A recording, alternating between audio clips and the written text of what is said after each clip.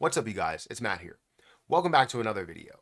Now, I was looking to make this video and, kind of get a live reaction of the question that was at hand for the title of this video, which is XRP. Where do you believe that it'll be in the next 5 years? Right? Price-wise, utility-wise, adoption-wise, all of that. But honestly, for an investment standpoint, we're all looking for what the price is going to be and how much we're going to be able to make from our balance to where we start with. So I want you guys to answer that question before we even get started in this video. Go down to the comment section. Let me know where you believe XRP will be in 5 years, right? We can look at 5 years to January and it'll technically be, 4.5 years. But let's just say we get to 5 years from January, which would be, 20 or 2030. And where do you believe that it'll be at that moment, at those places, right? Even throughout, if you want to, show me where you think it's going to be in the first year, second year, third year, bull run, bear market, bull run again. Where do you believe that's going to be? So before we get into this video, make sure you guys hit the like button, hit that subscribe button, hit the notification bell for more of these videos. Also, make sure you check out some of the links down below for Patreon, for Twitter. Again, comment down below and let me know what you think about this video as well as your opinions on this. But also, if you guys want to check out my link for BTCC as a platform to where you can trade XRP, BTC, Ethereum, AVAX, many positions at, a 500 up to a 500x leverage. I always recommend somewhere between 2 to 10x leverage. But if you want to get a little bit more risky, you can. Just make sure you know what you're doing and that you're limiting the amount that you put in there, limiting the risk in a way to make your situation better. So feel free to check out my link down below. You specifically use my link, you will get a 10% deposit bonus, as well as extra bonuses up to $10,055, 40% lower trading fees, and all of the other stuff. So feel free to check that out. Link will be at the top of the description. Now, I've asked this question, plenty of times, is where do I believe XRP is going to be? But I really never get a full breakdown as to where do you think it's going to be in the next, however many years. Because I try to look at the future of what's going to happen, but I don't really put a timeline on things. So where the current market is and where we stand, right? We're currently sitting at a $3.3 trillion market cap. XRP is sitting at a $2.26 price, up 3.5% on the day, by the way, and up 10% over the last 24 hours, 7 days. If we look at the market cap, $133 billion market cap with $2.6 billion worth of volume, almost 60 billion coins in circulation for the supply. So again, I'll have you answer that question before I dive into this article. Where do you believe XRP will be? And the article that I wanted to bring up is a Motley Fool article, which a lot of people don't agree with, as we look at that. Where will XRP be in the next 5 years? It is up an eye-popping 1,100% during the past 5 years. So where will the crypto be in 5 years from now? The most likely scenario is that XRP will double in value and reclaim its all-time high of $4 from 7 years ago. Well, technically the all-time high was slightly below it. It was like $3.80 something cents. But however, there are plenty of other scenarios. In a bull case scenario, XRP could hit $12.50 by year 2028. It now trades at about $2.10. In a bear case scenario, XRP could collapse to zero. That's a wide range of outcomes. So let's take a look at each one. Base scenario. In order to double in value, and hit a price of $4 within 5 years, XRP will need an annualized growth rate of 15%.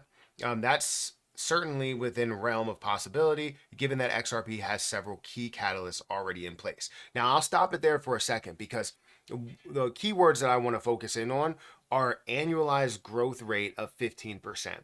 A lot of people like to classify cryptocurrency the same way that they do a business.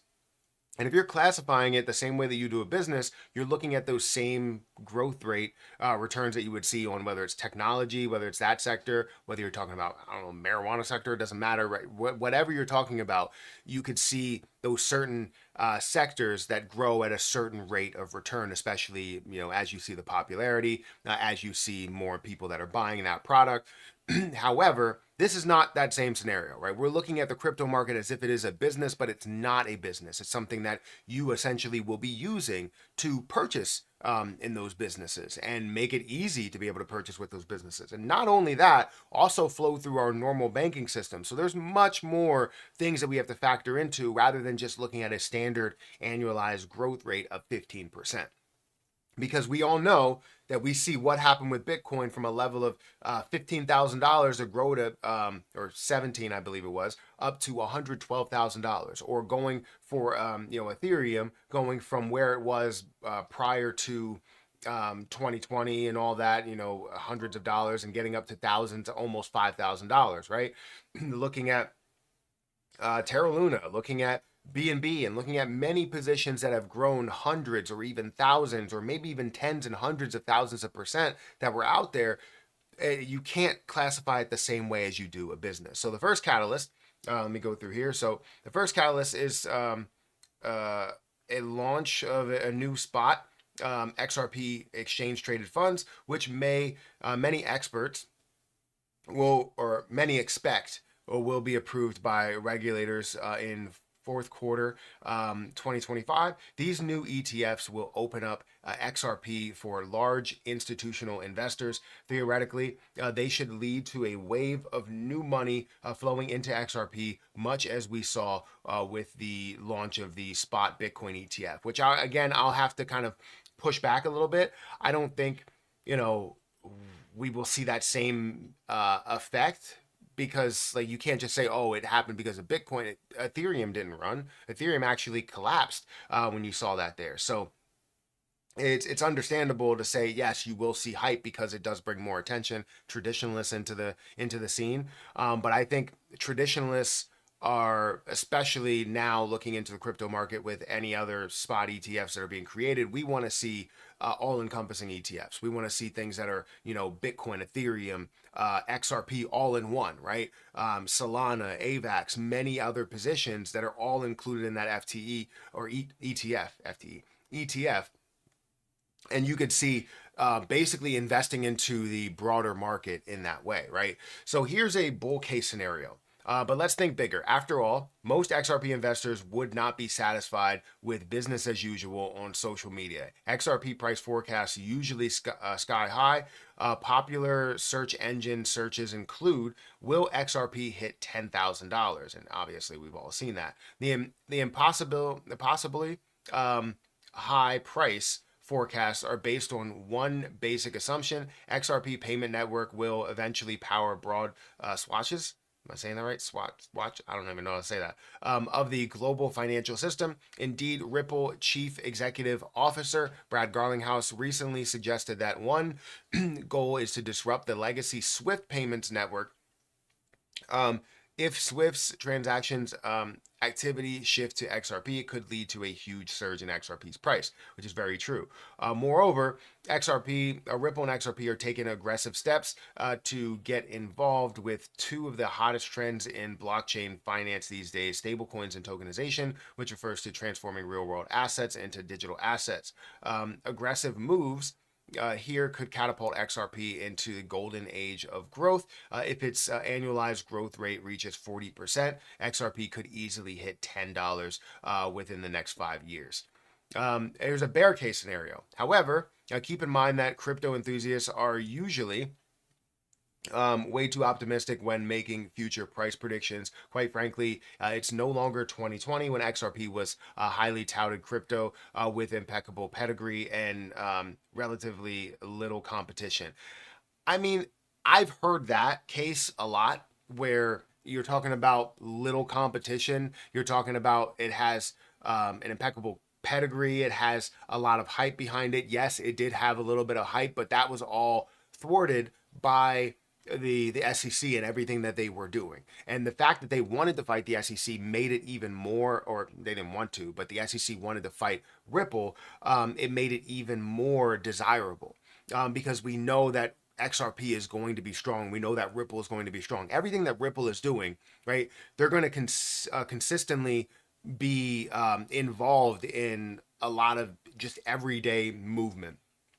And to be that heavily involved in the survival of crypto in a way, and not be labeled as a security, because that was a huge deal, right? When it first came up, everybody was like, don't invest in this position or this position or this position because they're going to be labeled as a security, and SEC is just going to fight them. And it was just like, it was a lot. And I was just like, I believe that wherever you see that fight happening, there's a large amount of growth that can come from it.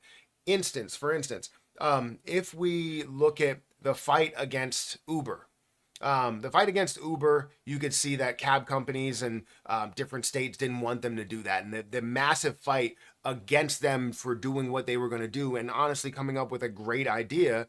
Oh, it was massive. That fight was huge. But now you see what Uber is and you see what Lyft can be. And obviously, that fight within there was Uber versus Lyft, but also Uber versus, governments and city officials and just the cab companies and all of that, which is honestly is a great watch. I believe it's on Netflix, so definitely go ahead and check that out. Not sponsored in any way, but go ahead and check it out. I watched it. I thought it was good.